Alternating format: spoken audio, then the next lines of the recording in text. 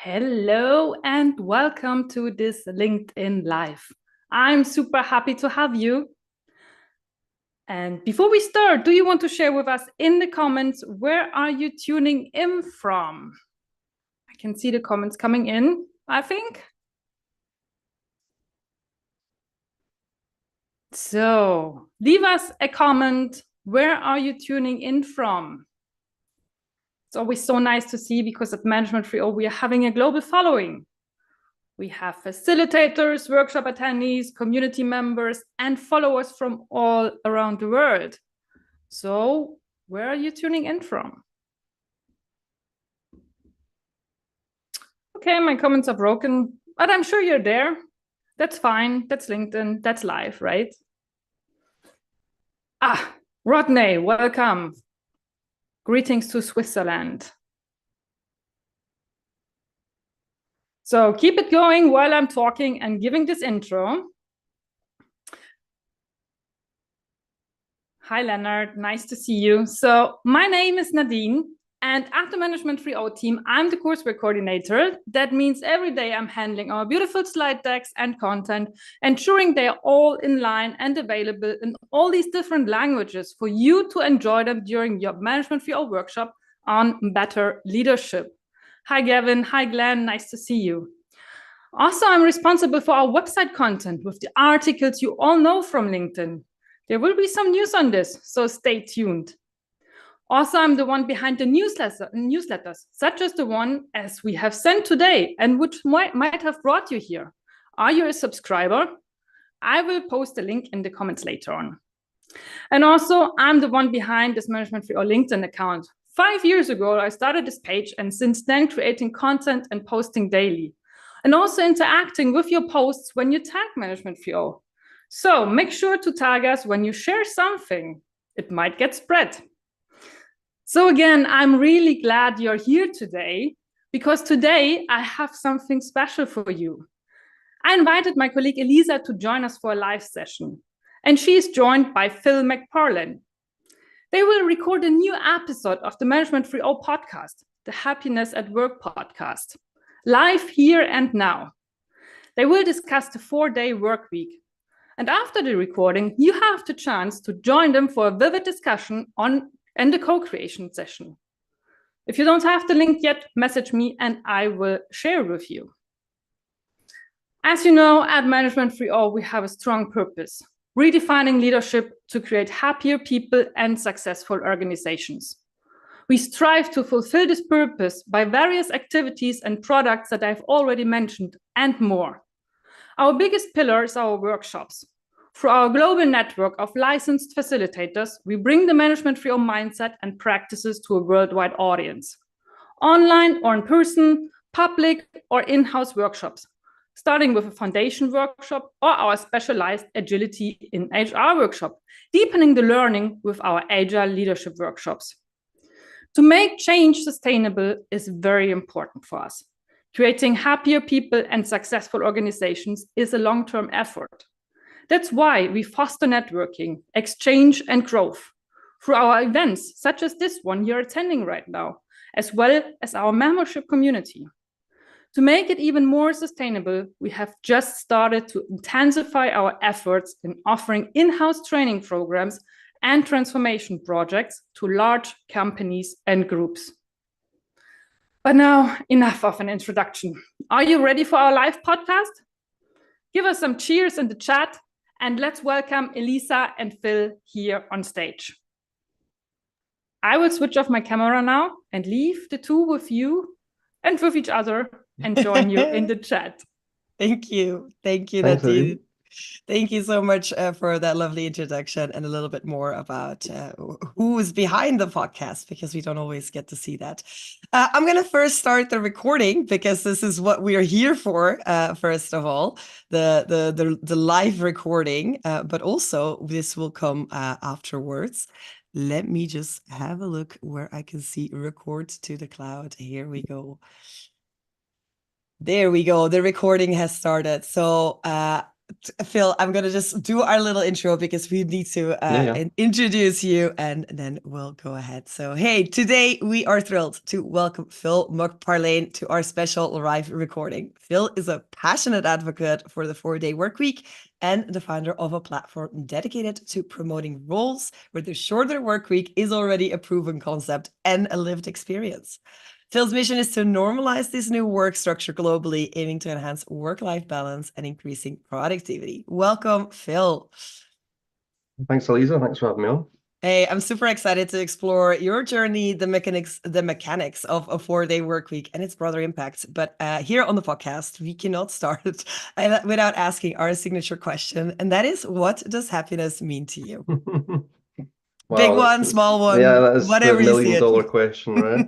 I mean, to me, and I think to a lot of people, it's family, surrounding people that you care about.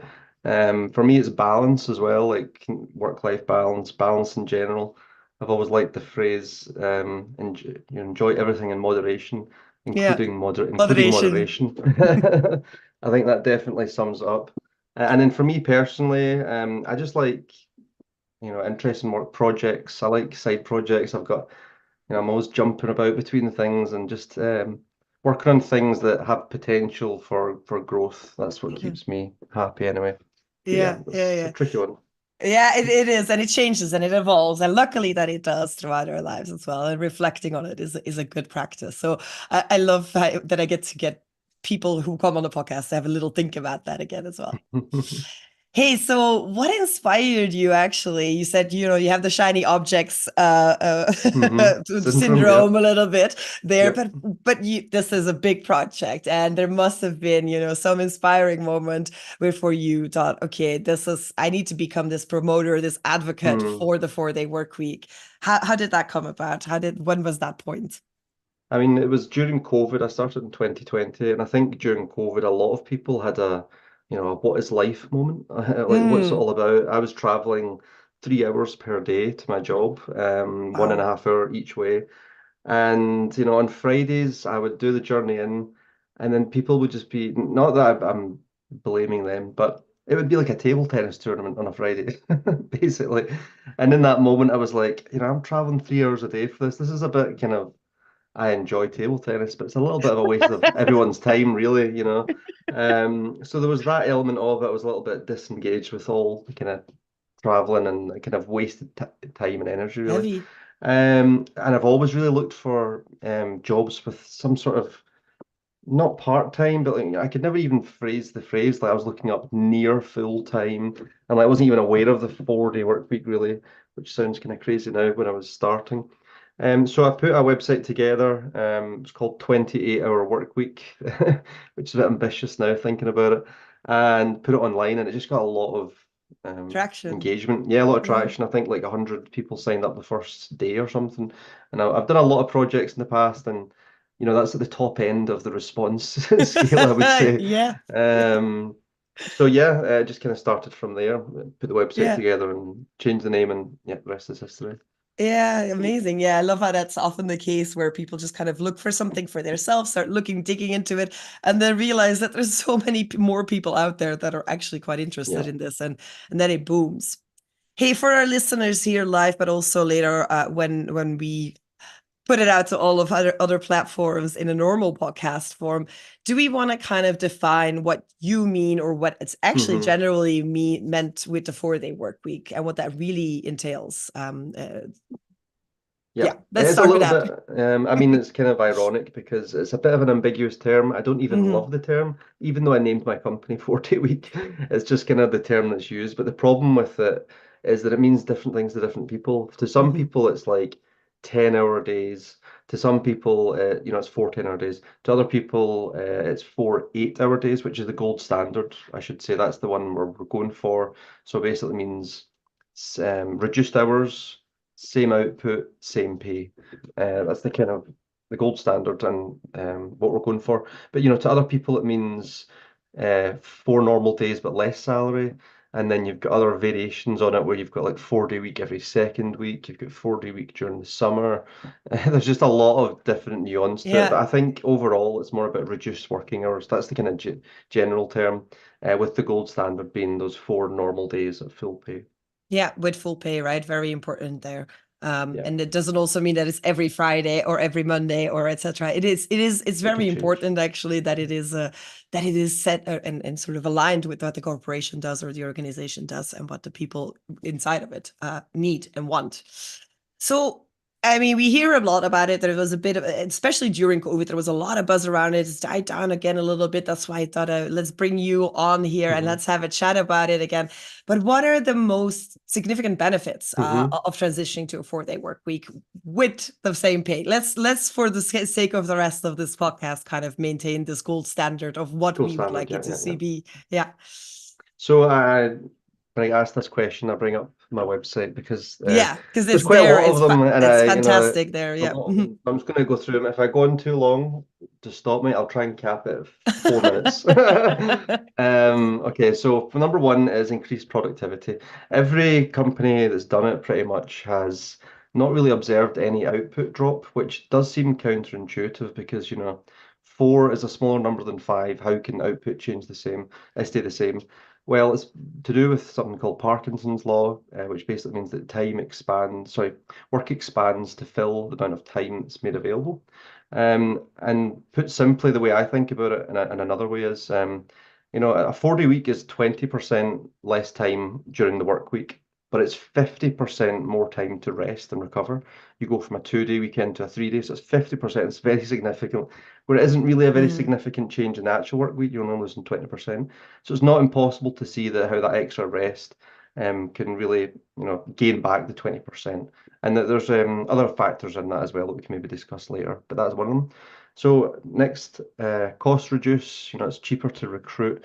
Honestly, recruitment is one of the huge benefits. You're going to get inundated with people that want to join the company, which is to be expected. You might have a smaller office because you can rotate shifts. You might be able to shut the office 1 day a week, reducing kind of bills, that kind of thing. I'm just scrolling. I want to go scroll a bit faster. So yeah, job applications go up by like 5 times. That's pretty standard. You're going to get better applications.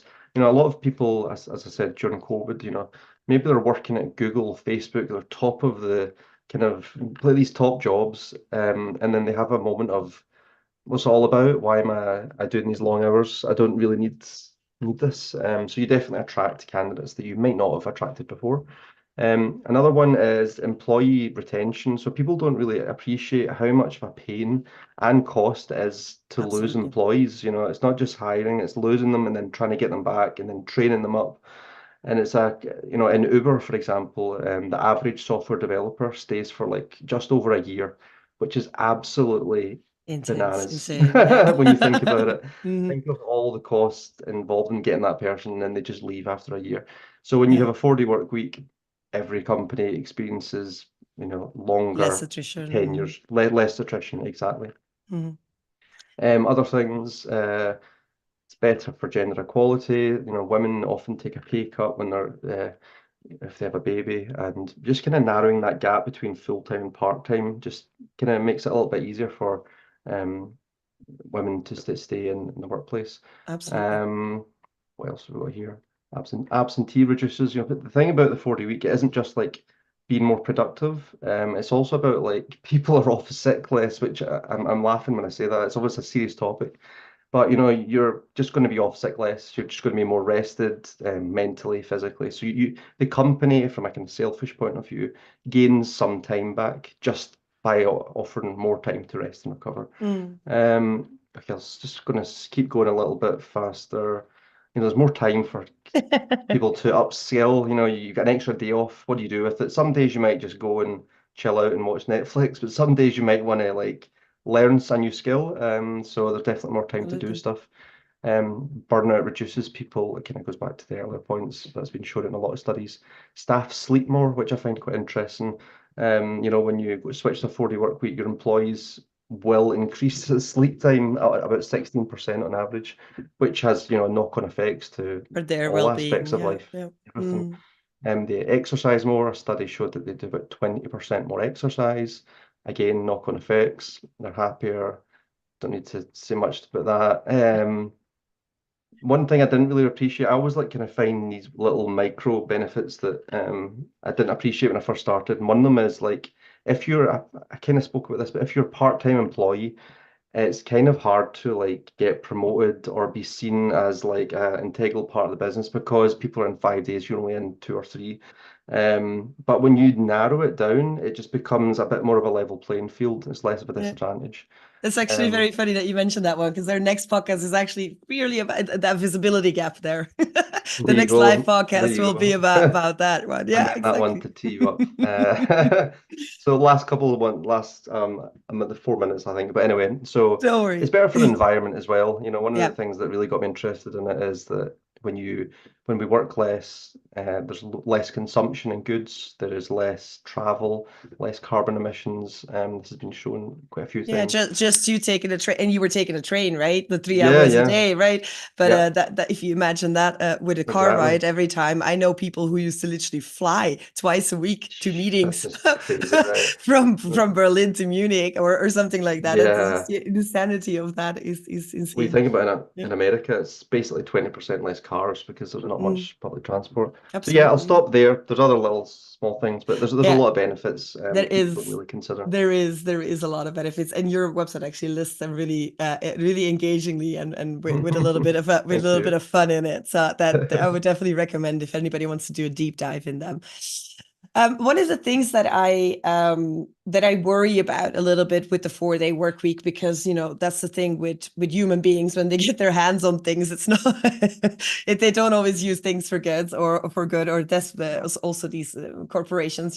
There's at first potentially like, yes, well-being, benefits, all of these kind of things. There's happiness around it, but it really focuses also on a larger change in the sense of less about time, what we could say time served at the job, to more of what's the output. Now there is some dangers in that, right? So there is some dangers about focusing purely on what is seen. Let's just say it like that. Like, what are you putting out there? How do we protect ourselves, and how do organizations and employees protect themselves from the potential misuse of this model? Yeah, I mean, it's interesting to think of that way because, if you think about it the opposite way, imagine the whole world worked on output. We're all output, and then someone says we're going to switch to time. I think that would be more kind of like, crazy, I don't think that's going to work out really well.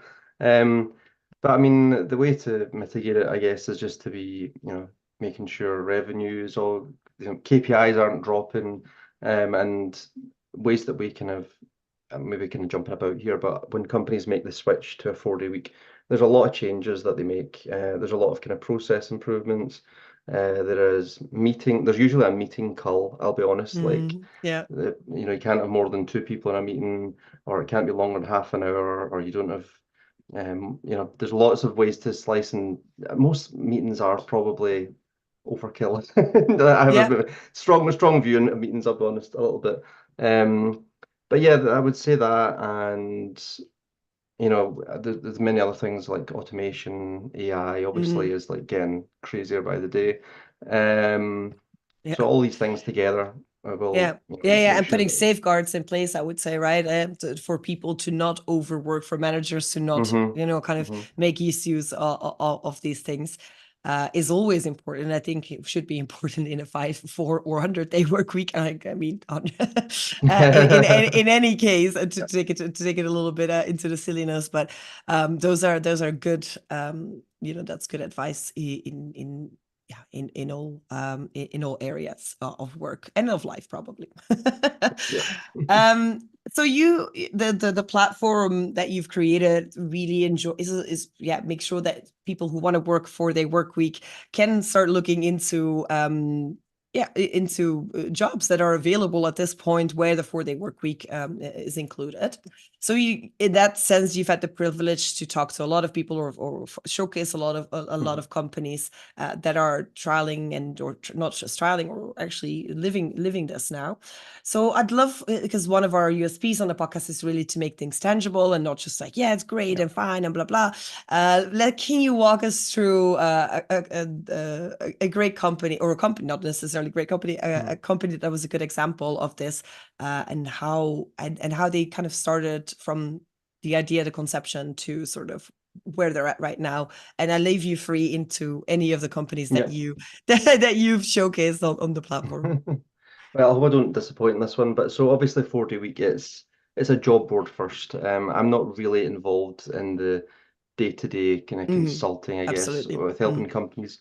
But you're right, I've spoke to hundreds of 4-day week companies in the last few years. There's now about 300 and something on the website, and lately it's all been big pilots. There's been so many pilots that have been happening all across the world, and that's to do with 4dayweek.com, which is confusing because the name is the same, but they're .com, I'm .io.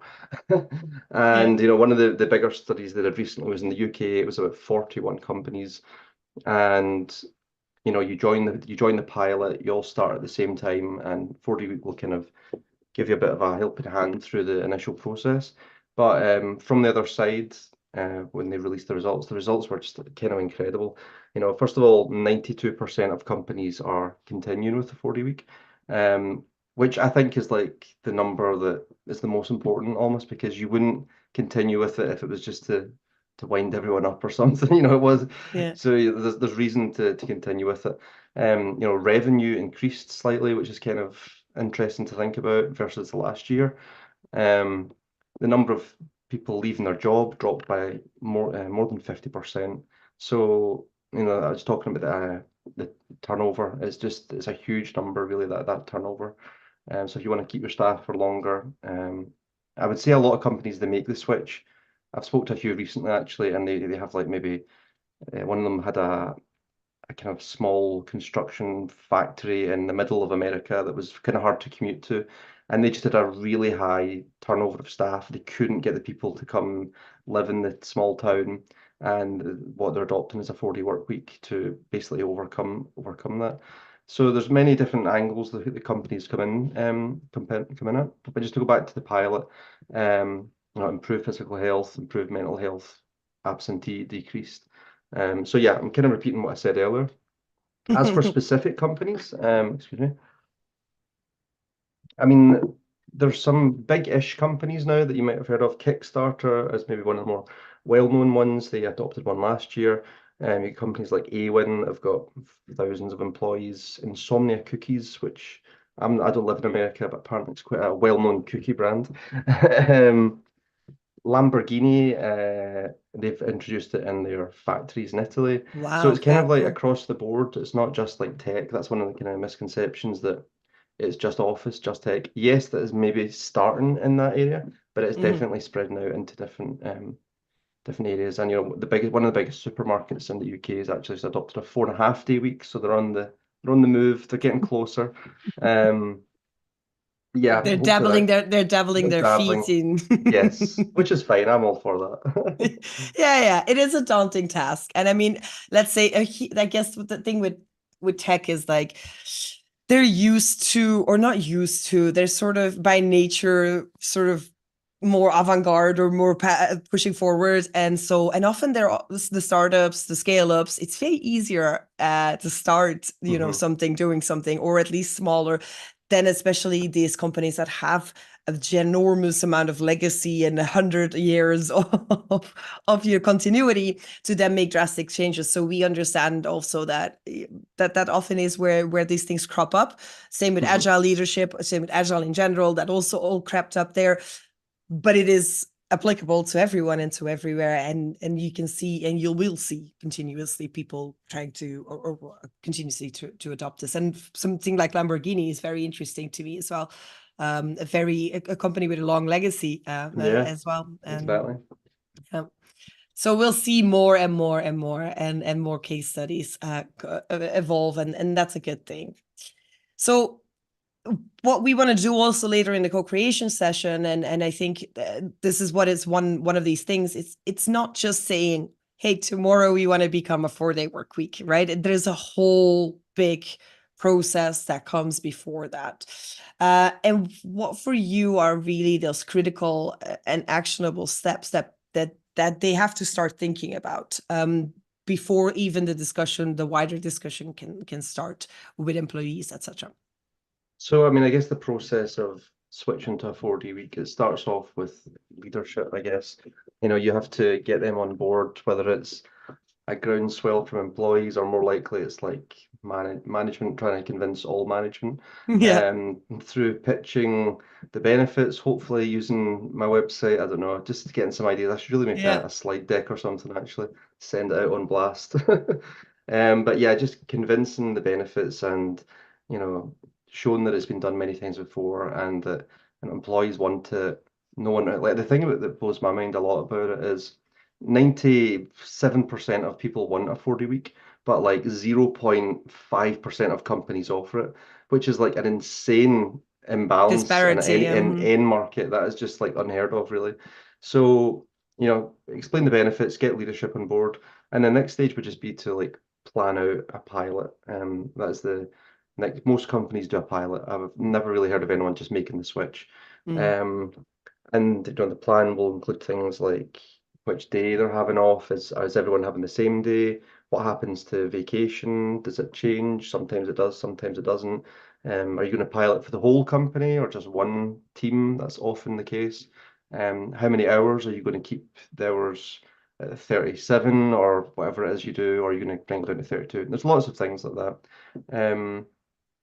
And then the next part, I guess, is just I guess, planning process changes, what you do with meetings. There's so much to discuss. There really is a lot of planning that goes into these things. Yeah. And then you start the pilot, you announce it, you let employees know. It's often maybe a pleasant surprise a lot of the time when employees find out. But ideally, you would like to kind of get employees involved to get feedback and see what any input that employees have.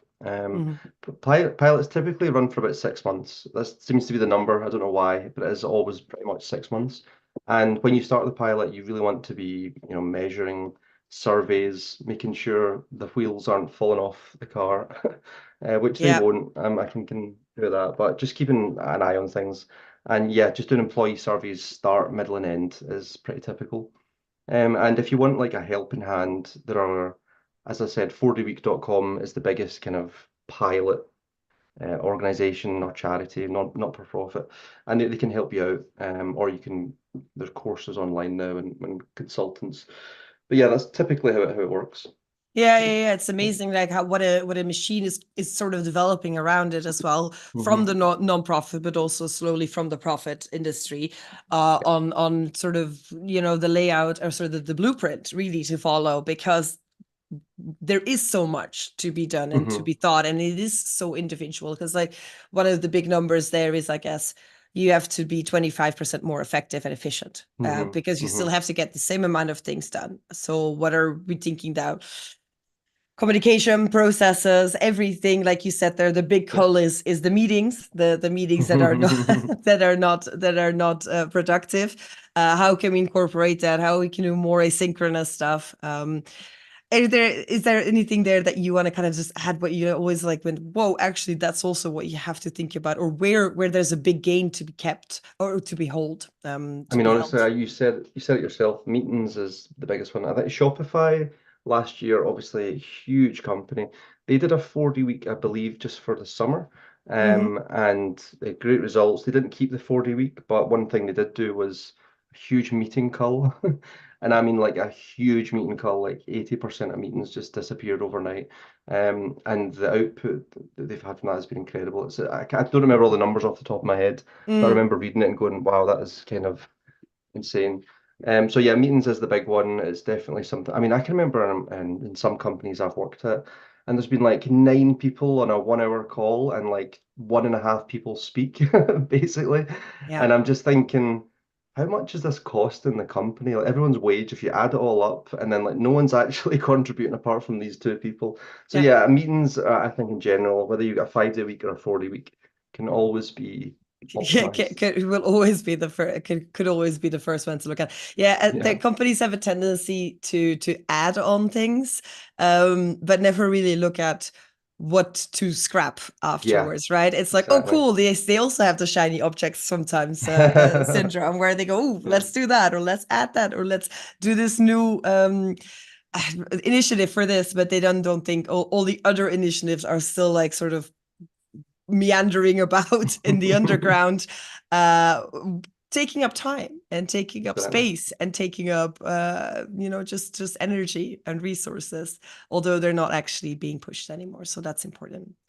You already said as well, like, with the pilots and I think in general as well, but how important is that employee feedback? How important is that continuously seeing what's Mhm. happening on the ground? How are you people feeling?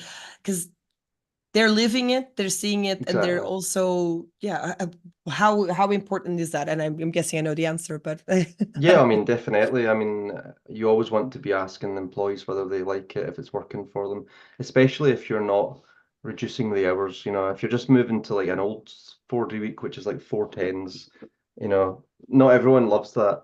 It's a long day. So getting feedback is massively important. You could run workshops, um, could be analyzing data. But yeah, you Mhm. definitely need to involve leadership and employees and just make sure it's for everyone because it's actually not for everyone, I'll be honest. I think around 5% of people don't like it. They prefer a week to be slower paced, a bit more less intense because honestly, the 4-day week, when you make the switch, it's like quite intense. Mhm. Like I worked, when I was considering this website, I was working 5 days a week. And one day I just kind of had enough, and I was like to my boss, "Can I switch to 3 days?" As in like drop the part time, 60% salary. And he was like, "Yeah, fine." So I was like, "Wow, wasn't really expecting that response, first of all." And then the second part of it was, honestly, my output didn't drop a whole lot. It was really intense days. Like when it came 9 o'clock Monday to Wednesday, it was like go, go, go, go, go. Yeah. But I was totally fine with that. Just get out of the way, and then I had Thursday, Friday, Saturday, Sunday. So yeah, I would getting feedback is definitely important and just making sure it's for everyone.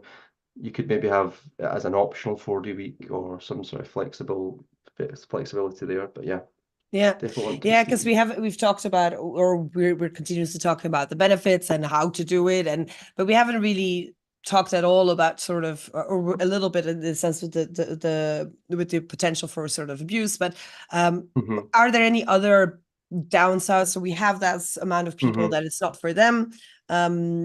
Are there any other things that we can identify that I are mean, problematic or should be yeah. well thought through?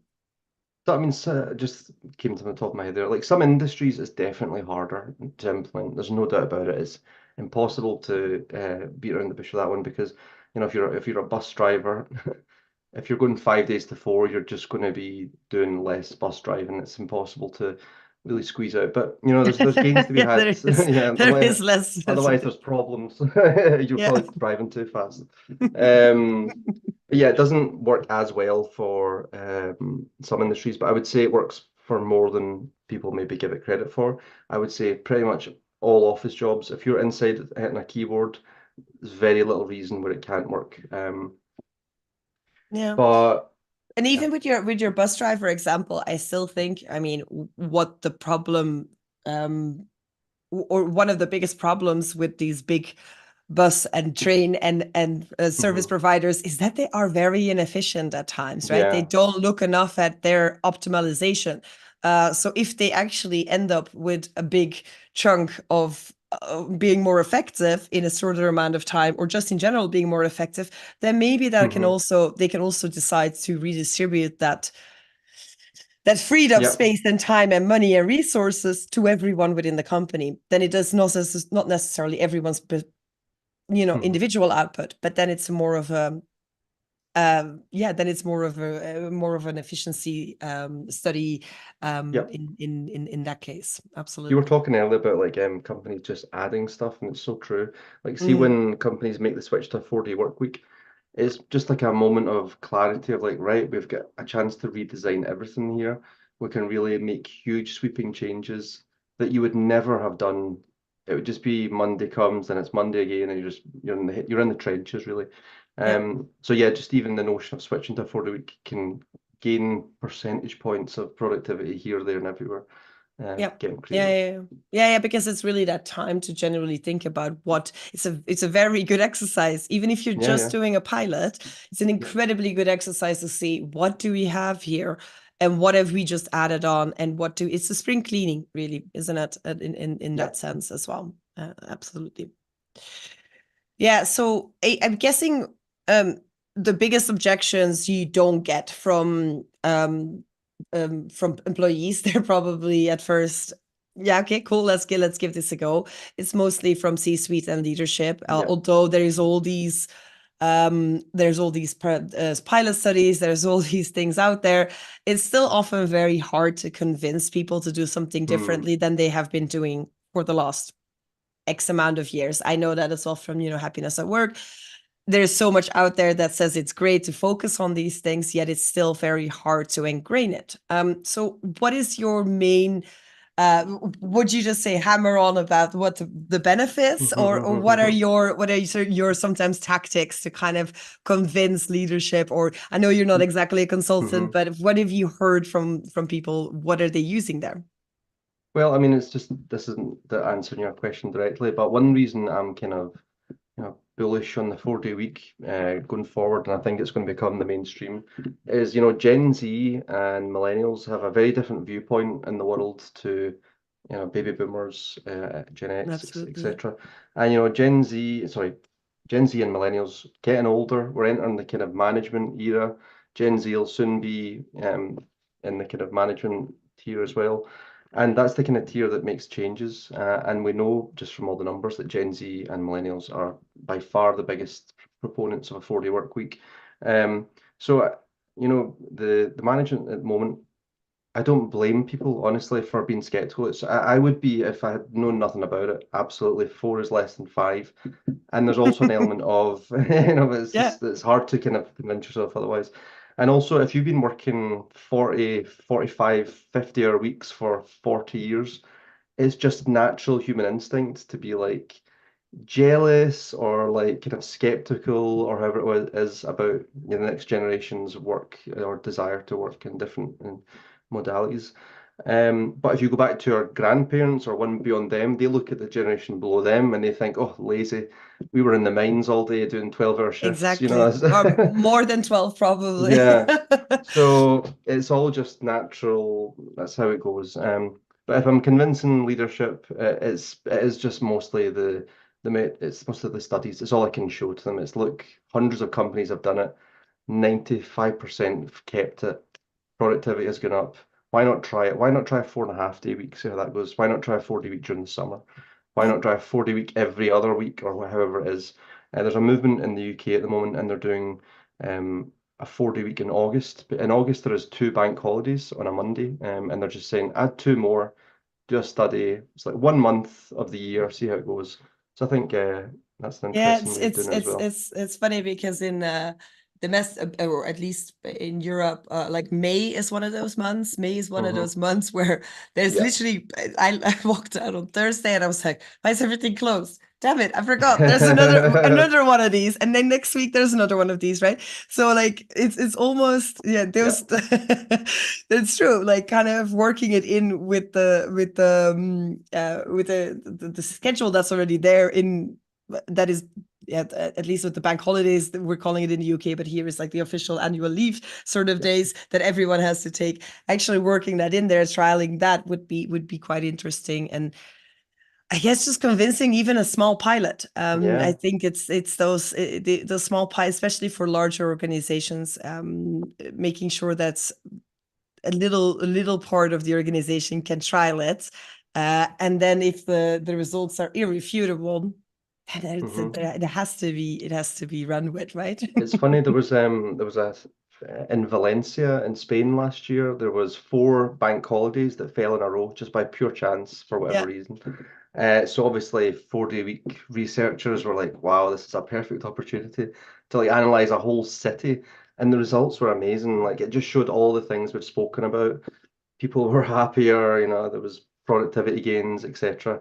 I think there was only two downsides, that people were drinking alcohol and smoking more, but hey Yeah. ho. Yeah. That's just how it is. People were just kind Yeah, of and then chilling it's out, I guess. also and that's also because there's a pound of time, right? And it doesn't happen every week.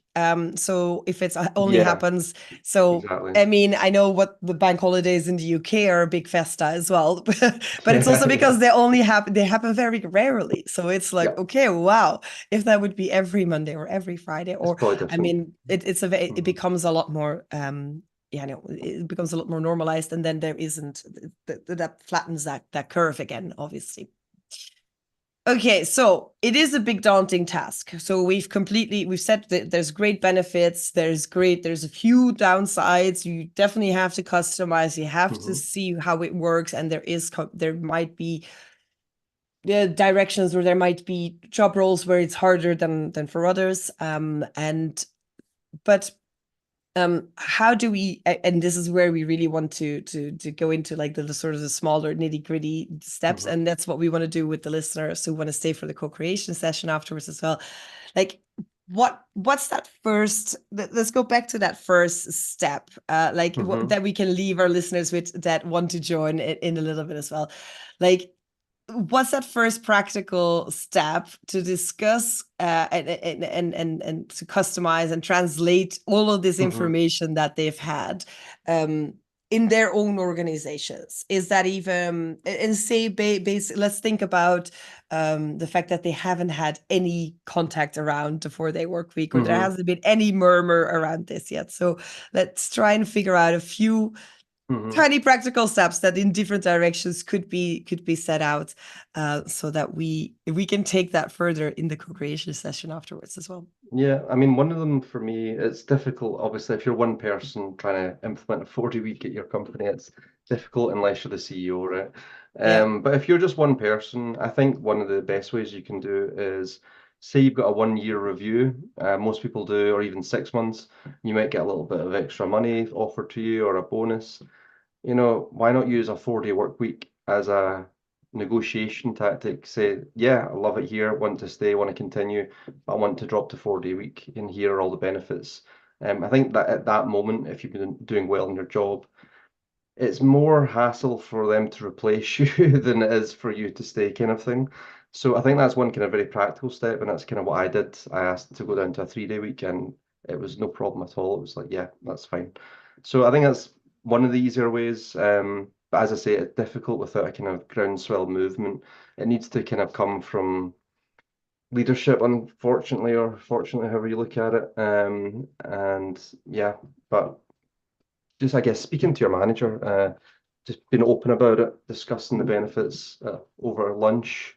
Who knows? It could have Yeah, it could have start the impact. conversation. Start the conversation. Yeah, that really helps. Start the conversation. And I would say also sometimes kind of sort of start looking within your team where you can gain that 25%, even with your manager, with your line Yeah. managers, depending on what kind of form of governance and organizational structure that you have.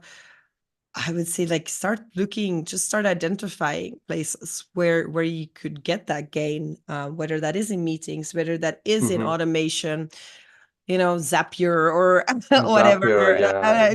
There's these things that have to start moving, but can be optimized very much. And if you can then, Yeah. if it's not an official pilot, then you can go like, Yeah. look at our team doing so much more streamlined. And then it very much depends on the company culture, whether you can take that forward, I would assume. I don't know about you, but like recently AI is kind of touching a lot of my workflow. It's kind of Absolutely. really like taking a lot of it, and I'm always trying to optimize like Zapier as well, automations, things that I do regularly. If I do it more than like twice a week, I'm going to eventually turn it into a Zapier automation. Yeah. If I was using AI more and more, ChatGPT, but just even that effort of going and typing in chatgpt.com or whatever it is, I was like, can I do it faster than that? And then I've got this thing called Raycast, and it's just like Yeah. one keyboard shortcut, and I'm in, boom.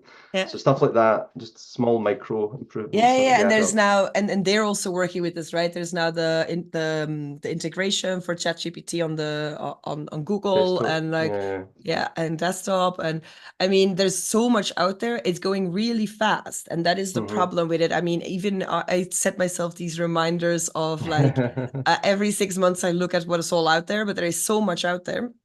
And so much for free also, right? There's honestly a lot of good things, but a lot of things go bust very quickly as well. So you have to sort of pick and choose your own battles also in what is best for you, but also just as an individual, as a freelancer, but as a team, having these conversations together and having maybe a designated person to kind of look into them and like see what are we actually doing, what are our processes, maybe mapping them out already, just knowing them. That's a big start. And then looking where the time falls and drops off, and understanding that is an incredibly good first step towards all of this, I would say.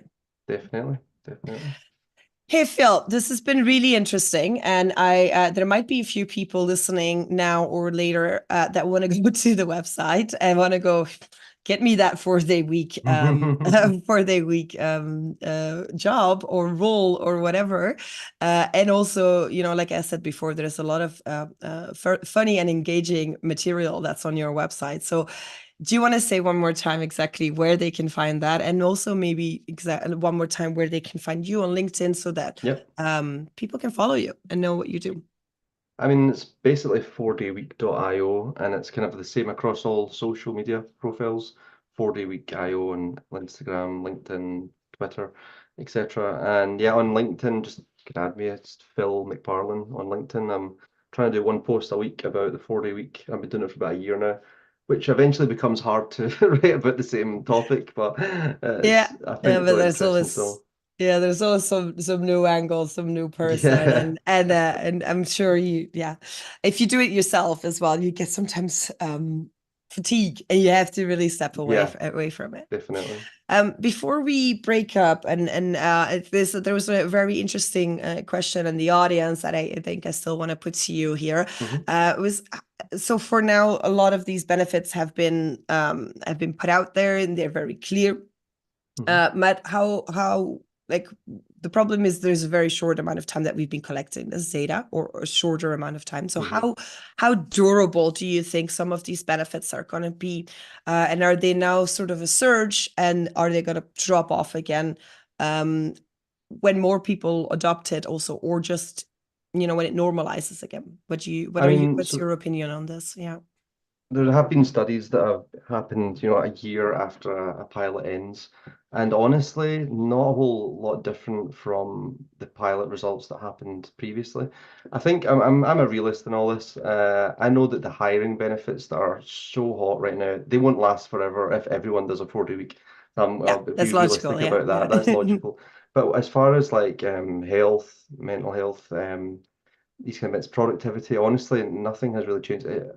A lot of the time, most companies just continue to grow on the same trajectory. It's kind of interesting. I said this before, but when I did switch to the 3 days, honestly, it was insane how little different, how intense my day was, but how little different it actually caused output wise.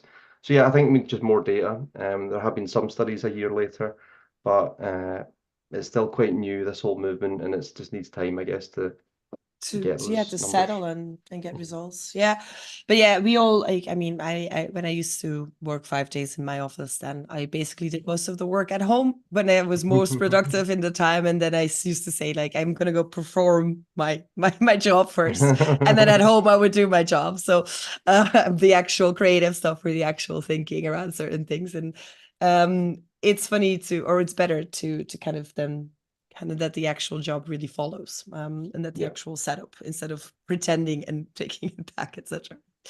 Hey, Phil, thank you so much. We're gonna get a 10-minute breather and then start off the other sides. So those who would like to join us and kind of trying to make a little action plan and think a little bit further on how this could work in your organization and find that, really try and identify that first step that you could take towards this, be welcome to join us very soon.